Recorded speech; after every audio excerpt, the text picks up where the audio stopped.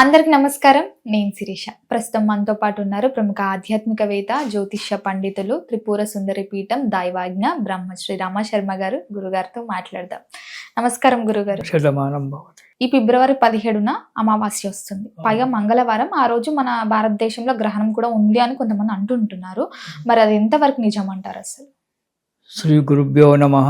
శ్రీ మహాగణాధిపతయే నమః. రవిం సోమం కుజం సౌమ్యం గురుశుక్రం శనీశ్వరం రాహుం కేతుం సతతం నమామి గ్రహణాయకం. అమ్మ, ఫిబ్రవరి 17వ తారీఖు అమావాస్య, మంగళవారము. ఆ రోజు గ్రహణం, సూర్యగ్రహణం ఉంది, కానీ మన భారతదేశంలో లేదు. అది దక్షిణాఫ్రికా, అర్జెంటీనా అటువంటి ఒక పశ్చిమ దేశాలలో మాత్రమే ఉంది. అది మన భారతదేశంలో కనబడదు. దాని గురించి మనము నియమ నిష్టలు పాటించడము అనేటువంటిది ఏమీ లేదు. పట్టు విడుపు స్నానాలు చేయడం కానీ, జపతపాలు జపతపాదులు అంటే చేసుకోవచ్చు, కానీ పట్టు విడుపు స్నానాలు లేవు. రెండవది, దాని గురించి గర్భిణీలు వాళ్ళు నియమాలు నిష్టలు పాటించడము చేయడము అనేటువంటిది కూడా లేదు. దానికి అవసరం లేదు, దాన్ని పాటించవసరం లేదు. కాకపోతే దీనివల్ల కొన్ని శుభాలు, కొన్ని అశుభాలు కూడా. అదే రోజు రాత్రి అంటే 17వ తేదీ నాడే గ్రహణంతో పాటు పంచగ్రహ కూటం కూడా ఏర్పడుతుంది. ఇదొకటి పెద్దది మనకు. 17వ తారీఖు నాడే సూర్యగ్రహణము. వేరే దేశాలలో వచ్చినా సూర్యుడు అందరికీ ఒకటే కాబట్టి సూర్యగ్రహణం. అది సంపూర్ణ సూర్యగ్రహణం. ఎలా ఉంటుందంటే, దాని సామాన్యంగా మా కాల్కులేషన్ ప్రకారంగా మధ్యాహ్నము 3:30 ప్రాంతంలో, 3:20, 3:30 ప్రాంతంలో గ్రహణం ప్రారంభమయ్యి రాత్రి 7:40 వరకు ఉంది. 4 గంటల దీర్ఘమైనటువంటి ఒక సూర్యగ్రహణం అది. ఇది మన దేశంలో లేదు కాబట్టి భారతదేశంలో ఎక్కడ కూడా కనబడదు. ఏ రాష్ట్రంలో ఎక్కడ కూడా కనబడదు.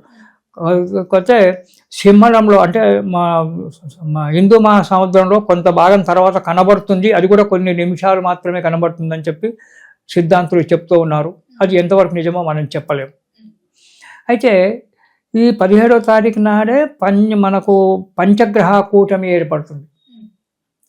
కుంభరాశిలో 5 గ్రహాలు వస్తున్నాయి. మన గ్రహణం కూడా ధనిష్ఠా నక్షత్రం కుంభరాశిలోనే గ్రహణం పడుతోంది. దీనివల్ల కొన్ని ఉపద్రవాలు రావచ్చు అనేటువంటిది జ్యోతిషాస్త్ర పండితుల యొక్క ఆలోచన, పెద్దలు.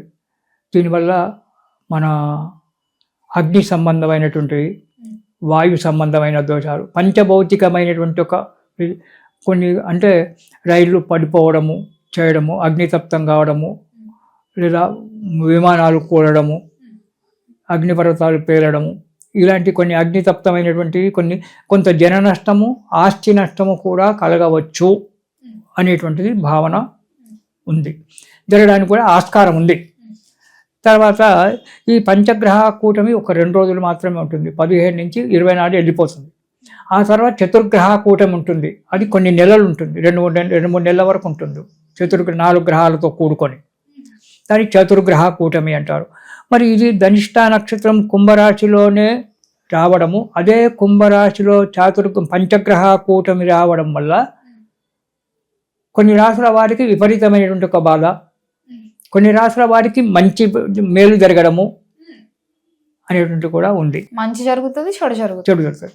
అయితే దీంట్లో మనకు చూసుకున్నట్టయితే ఈ గ్రహణం యొక్క బాధ మన భారతదేశానికి లేకపోయినప్పటికీ సూర్యుడు అందరికీ కూడా దేవుడు ఒక్కడే కాబట్టి ఏ దేశంలో ఉన్నా, నువ్వు అర్జెంటీనాలో ఉన్నా, ఉన్నా, ఇరాన్లో ఉన్నా, ఇక్కడ ఉన్నా అదే సూర్యుడు మనకు కనబడుతుంటాడు.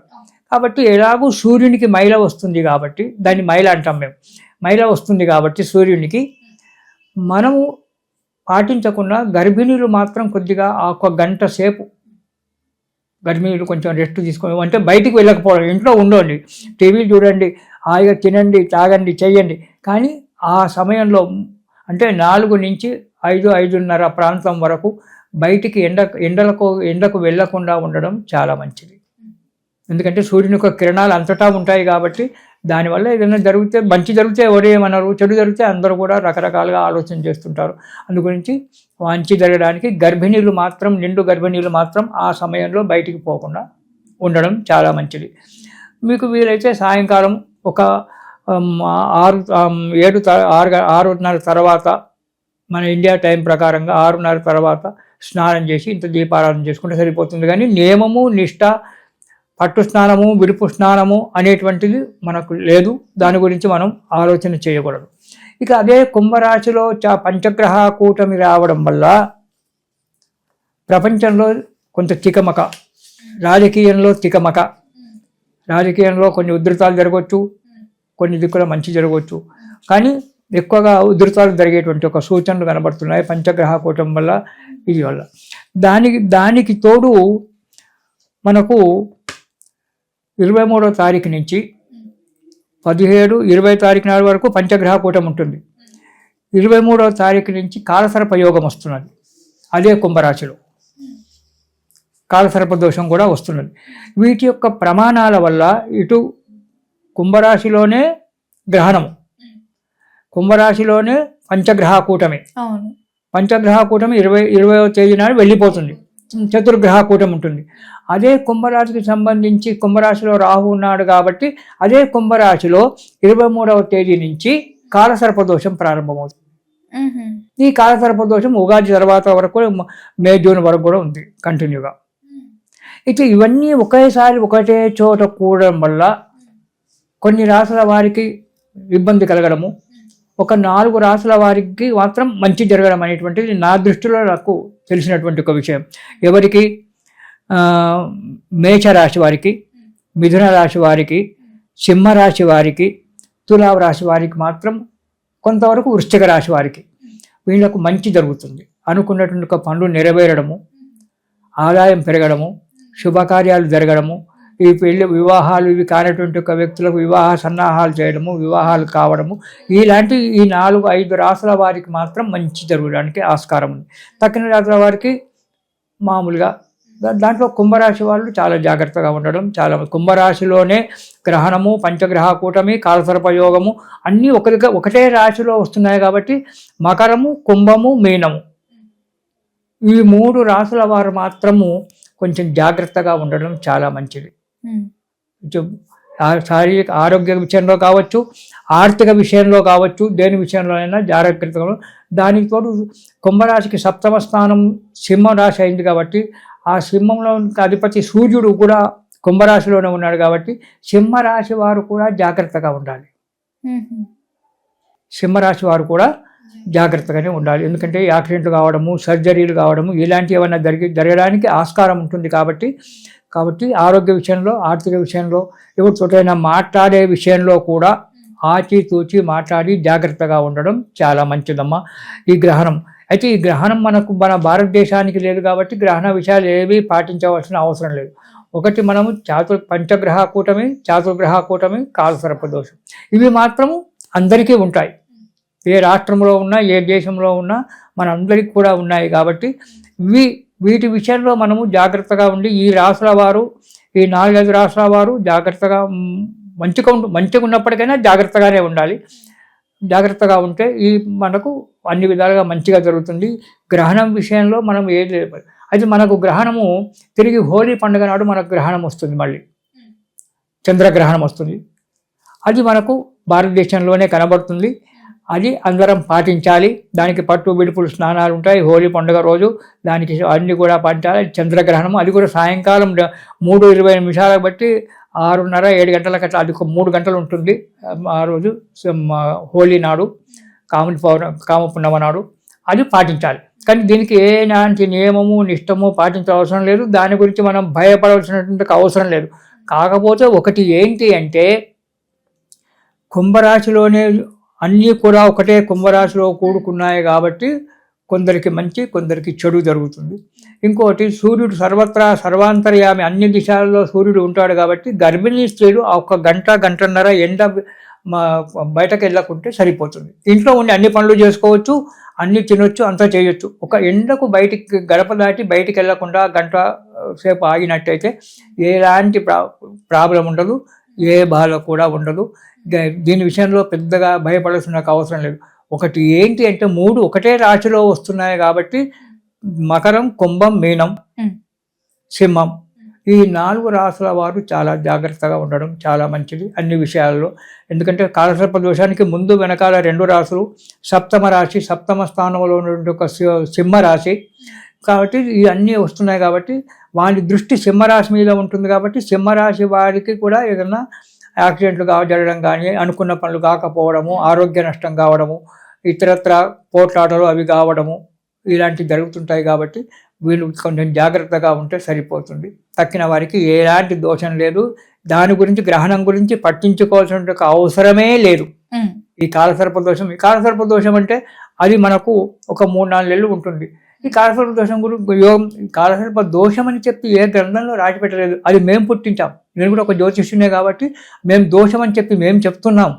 కానీ కాలసర్ప యోగము అనేటువంటి అన్ని యోగాలలో అదొక యోగము అని చెప్పారు కానీ దోషం అని చెప్పలేదు. బృహత్ పరాశర శాస్త్రంలో కానీ ఇతర శాస్త్రాల్లో కానీ ఎవరు కూడా దాన్ని దోషం అని చెప్పలేదు. ఒక యోగము, ఆ యోగం మంచిగా ఉన్నట్టయితే మంచి యోగమే వస్తుంది, చెడు స్థానం నుండి చెడు యోగం వస్తుంది, అంతేగాని అది యోగం. అయితే అలాంటప్పుడు కాలసర్ప దోషం ఉంది, కాలసర్ప దోషం ఉందని చెప్పి మేము అందరికీ జాతకాలు చూసిన వాళ్ళందరికీ కూడా మేము చెప్తూనే ఉన్నాం. మరి ఈ 3-4 నెలలు ఉండబడేటువంటి ఒక కాలసర్ప యోగంలో ఎన్ని కోట్ల మంది జన్మిస్తారు? అంతమందికి కాలసర్ప దోషమే ఉంటుందా? ఉండదు. అది యొక్క కొన్ని గ్రహాల యొక్క పొజిషన్ వల్ల పితృస్థానంలో ఉండడము జరిగినటువంటి కొన్ని రాసుల వారికి ఆ జన్మ సమయంలో ఉండబడేటువంటి ఒక గ్రహాలను బట్టి ఆ దోషం అనేది ఏర్పడుతుంది. కానీ ఎన్ని కోట్ల మంది పుట్టినా ఆ 3-4 మాసాలలో అందరికీ కాలసర్ప దోషం మాత్రం ప్రపంచానికి ఎఫెక్ట్ చేస్తుంది. ఈ కాలసర్ప దోషం అనేటువంటి మనకు 23వ తారీఖు నాడు ప్రారంభమవుతుంది. ఇది ఏప్రిల్-మే వరకు ఉంటుంది, మే-జూన్ వరకు కూడా ఉండొచ్చు. అయితే దీనివల్ల ప్రపంచంలో అరిష్టాలు ఏర్పడము, రాజకీయాల్లో దుమారాలు లేవడము, మంత్రులు మారడము, రాజకీయ అస్థిరత, ప్రజలను బాధ పెట్టడము, ప్రజలకు అనుకున్నటువంటి ఒక ఉపాధి కలగకపోవడము, యుద్ధాలు కావడము, ఇతర దేశాలలో యుద్ధం రావడము. ఇప్పుడు ఇరాన్లోనే కూడా యుద్ధం జరుగుతూనే ఉంది. అలాగే యుద్ధాలు పోయి 3వ ప్రపంచ యుద్ధం కూడా మారొచ్చు వీటి యొక్క యోగం వల్ల. అంతేగాని మానవుల మీదనే కాలసర్ప దోషం పనిచేస్తున్నటువంటిది లేదు. కొన్ని ఆ జన్మ సమయాన్ని బట్టి కొందరికి మాత్రమే కాలసర్ప దోషం ఉన్న వాళ్ళు మహానుభావులైన ఉన్నారు, మంచి డాక్టర్లు అయినా ఉన్నారు, ఐఏఎస్ ఐపీఎస్ ఆఫీసర్లు అయిన వాళ్ళు ఉన్నారు, పెద్ద పెద్ద సైంటిస్టులు ఉన్నారు అని అది లేదు. కాకపోతే ఆ గ్రహాల యొక్క పొజిషన్ బట్టి అవుతుంది, అంతేగాని దాని గురించి కూడా భయపడాల్సిన అవసరం లేదు.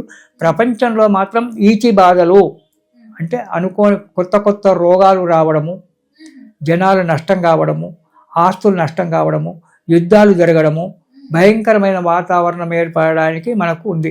ఇదే మళ్ళీ నీకు చెప్పినప్పుడు చెప్తాను, పరాభవనామ సంవత్సరంలో జరిగేదంతా కూడా ఇదే, అందరికీ పరాభవమే. అదే వచ్చే నెలలో చెప్తాను నీకు నేనంతా. ఈ పరాభవనామ సంవత్సరంలో ఈ కాలసర్ప దోషము, అష్టగ్రహ షష్టగ్రహ కూటాలు ఇవన్నీ కూడా మనకు బోలని కనిపిస్తున్నాయి. దానివల్ల చాలా ఇబ్బందులు, వచ్చే సంవత్సరం మొత్తం కూడా మనకు చాలా ఇబ్బందులతో కాలం గడుస్తుంది. అది తర్వాత చెప్పుకుందాం. అయితే గ్రహణం గురించి మాత్రం ఏమాత్రం బాధపడాల్సిన అవసరం లేదు, దాని గురించి ఆలోచన లేదు. మన దేశంలో ఉండదు, దక్షిణ అమెరికా, అర్జెంటీనా, ఇటలీ అటువంటి దేశాలలో అక్కడ ఉంటుంది, వాళ్ళకి అది ప్రాబ్లం. అక్కడ ఉన్న వాళ్ళు పాటించాలి. ఇడుపు స్నానము, పట్టు స్నానము మన ఆంధ్రులు ఎవరైనా ఉంటే అక్కడ వాళ్ళు పాటించాలి. కానీ మనకు అవసరం భారతదేశంలో మాత్రం ఏ ప్రాంతంలో ఆసేతు శీతాచలం ఏ ప్రాంతంలో కూడా ఈ పట్టు విడుపు స్నానాలు చేయడము కానీ దాని గురించి ఆచరించడం కానీ ఏమీ లేదు. అది హోలీ పండుగ నాడు, కావుని పౌర్ణిమ నాడు, ఆనాడు చంద్రగ్రహణం ఉంటుంది, ఆనాడు పాటించాలి మనం. కానీ ఇప్పుడు ఏం లేదు, దీని గురించి ఆలోచించాల్సిన అవసరం లేదు. సుఖంగా సంతోషంగా ఉండండి. గ్రహణ విషయాలు మనకు అవసరం లేదు. కాకపోతే ఈ గ్రహణం వల్ల ఒకటి పెద్ద మెయిన్ ప్రాబ్లం ఒకటి ఏర్పడుతుంది. బంగారము, వెండి, ఇత్తడి ధర ఆకాశాన్ని అంటుతాయి. మూడు ఇత్తడి కూడా. బంగారము, వెండి, ఇత్తడి పంచలోహాలు అయితే అంటాం కదా, బంగారము, ఇత్తడి, కంచు, రాగి, వీటి ధరలు మాత్రం ఆకాశాన్ని అంటబడేటువంటి ఒక యోగం కనబడుతుంది. ఈ గ్రహణం పక్కకు పెట్టు. గ్రహణం వల్ల ఒకటి, రెండవది ఈ పంచగ్రహ కూటమి, కాలసర్ప దోషం. ఈ రెండిటి వల్ల రేపు మార్చి నెలలో బంగారం ఆకాశాన్ని అంటేటువంటి ఒక పరిస్థితి ఏర్పడవచ్చు. బంగారం కానీ వెండు కానీ మనకు అందుబాటులో మానవులకు ఎవరో కోటీశ్వరులు ఉంటే కొంటారేమో కానీ మనలాంటి మధ్యతరగతి కుటుంబాలకు మాత్రం బంగారం అంటే భయపడి పక్కకు ఇంట్లో కూర్చోవాల్సిందే. అలాంటి పరిస్థితి ఏర్పడవచ్చు. బంగారం ధర, వెండి ధర, ఇత్తడి, కంచు, రాగి వీటి యొక్క ధరలు ఆకాశాన్ని అంటేటువంటి ఒక యోగం కనబడుతుంది. ఈ పంచగ్రహ కూటమి, చాతుర్గ్రహ కూటమి, కాలసర్ప యోగం వల్ల. గ్రహణం మనకు లేదు కాబట్టి దాని యొక్క గ్రహణ ప్రభావం మన భారతదేశం మీద ఉండదు. ఈ రెండింటి వల్ల పంచగ్రహ కూటమి, చతుర్గ్రహ కూటమి, రెండవది కాలసర్ప యోగం, ఈ మూడింటి వల్ల ఈ లోహ సంబంధమైన వీటి ముఖ్యంగా బంగారము, వెండి మన చేతిలో ఉండకుండా పోవడానికి ఆస్కారం ఉంది. జాగ్రత్త ఏమైనా ఉంటే ఇప్పుడే కొని పెట్టేసుకోండి, జాగ్రత్త పడండి. గురుగారు, మొత్తం మీద మాకున్న సందేహాలన్నిటిని నివృత్తి చేసినందుకు ధన్యవాదాలు. తల్లి.